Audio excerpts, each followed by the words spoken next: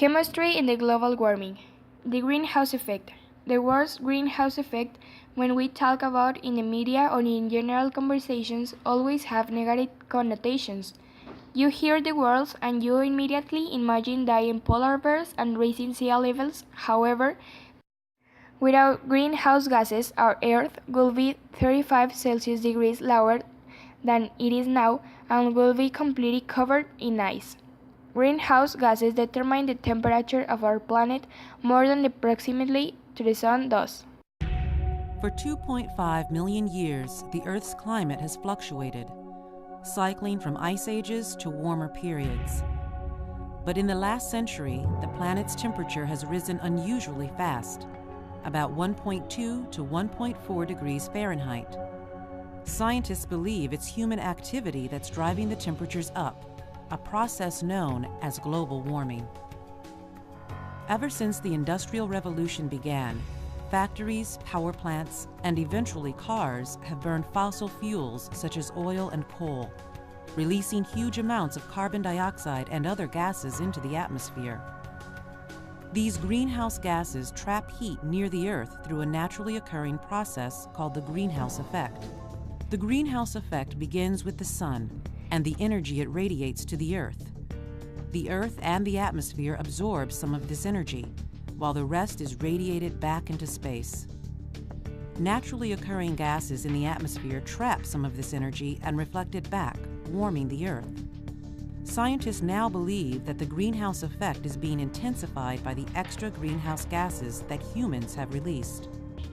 Evidence for global warming includes a recent string of very warm years. Scientists report that 1998 was the warmest year in measured history, with 2005 coming in second.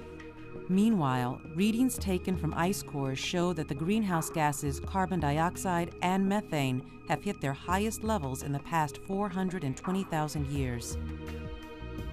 Arctic sea ice is also shrinking. According to NASA studies, the extent of Arctic sea ice has declined about 10% in the last 30 years.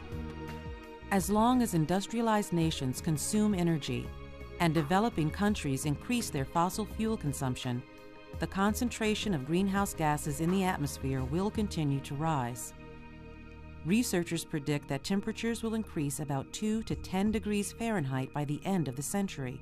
What's less certain is what rising temperatures mean for the planet. Some climate models predict subtle changes.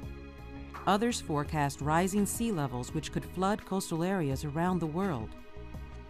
Weather patterns could change, making hurricanes more frequent. Severe droughts could become more common in warm areas, and species unable to adapt to the changing conditions would face extinction. Although much remains to be learned about global warming, many organizations advocate cutting greenhouse gas emissions to reduce the impact of global warming. Consumers can help by saving energy around the house, switching to compact fluorescent light bulbs, and driving fewer miles in the car each week. These simple changes may help keep the Earth cooler in the future. Chemistry in war. Chemistry in war was usually used to produce toxic gases that kill soldiers within minutes. These gases were tear gas, chlorine, phosgene, diphosgene, and mustard gas. These ones were used in the First World War. In the Second World War, the same gases were used than in the First World War, but a new gas was developed. This gas was the nervous gas, which attacked the nervous system and caused nausea, vomiting, muscular twitching, convulsions, cessation of breathing, and death. Is this the real life? Is this just fantasy? Caught in a landslide, no escape from reality. Open your eyes, look up to the skies and see. I'm just a poor boy, I need no sympathy, because I'm easy come, easy go, little high, little low.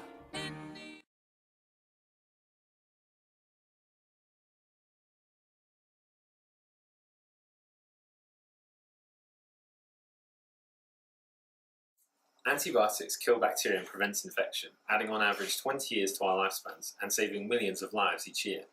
Since penicillin, chemists have discovered more than 10 new types of antibiotic. Due to overuse, increasing antibiotic resistance threatens to plunge us back into the dark ages, where routine surgery leads to fatal infections, and the common cold is a common cause of death.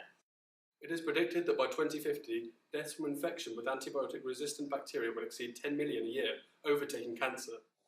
The emergence of resistance is the biggest global threat to humanity, so chemists here at Oxford and all around the world have been pouring their efforts into the war against bacteria and the development of new, effective antibiotics. If we realise the severity and urgency of rising antibiotic resistance, we're confident that chemistry will once again triumph over bacteria. The challenge for chemistry is to get one step ahead of the bacteria, as we did with penicillin. The challenge for humanity will be to treat next-generation antibiotics with the respect that they deserve. Medicinal chemistry is a stimulating field as it links many scientific disciplines and allows for collaboration with other scientists in researching and developing new drugs. Medicinal chemicals apply their chemistry training to the process of synthesizing new pharmaceuticals. They also improve the processes by which existing pharmaceuticals are made. Medicinal chemistries are focused on drug discovery and development and are concerned with the isolation of medicinal agents found in plants, as well as the creation of new synthetic drugs compounds.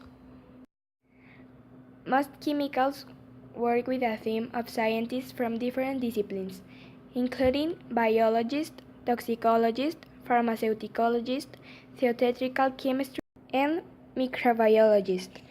Together, this team uses sophisticated analytical techniques to synthesize and test new drug products and to develop the most cost-effective and environmentally friendly means of production.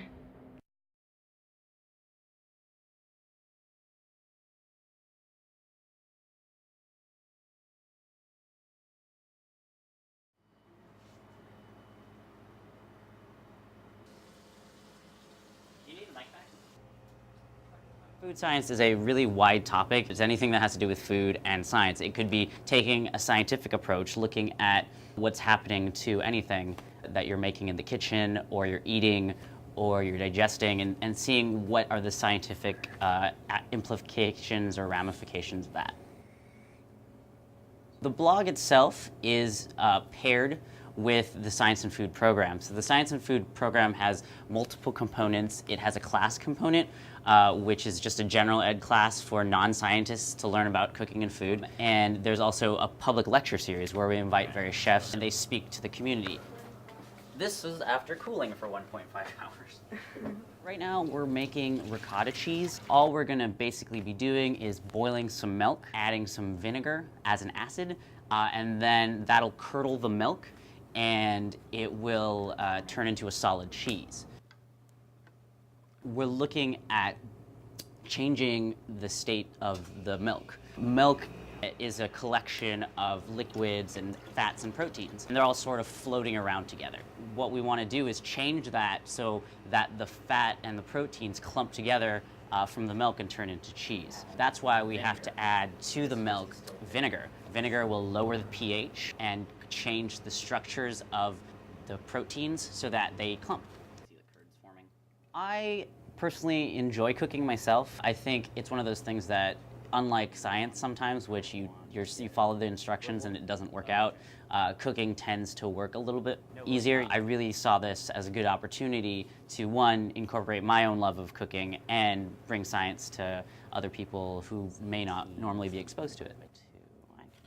What I hope people get from the blog is that it sort of changes their view of science. It's not just a bunch of dudes in white lab coats spinning different colored solutions that boil. I mean, that is science to some extent, but science is looking at things using the scientific method. So in this, our hypothesis is that we can make cheese just by boiling water and adding an acid. That's science, and we're thinking about cooking in a scientific way. And hopefully through the blog, people can approach everything in a more scientific way.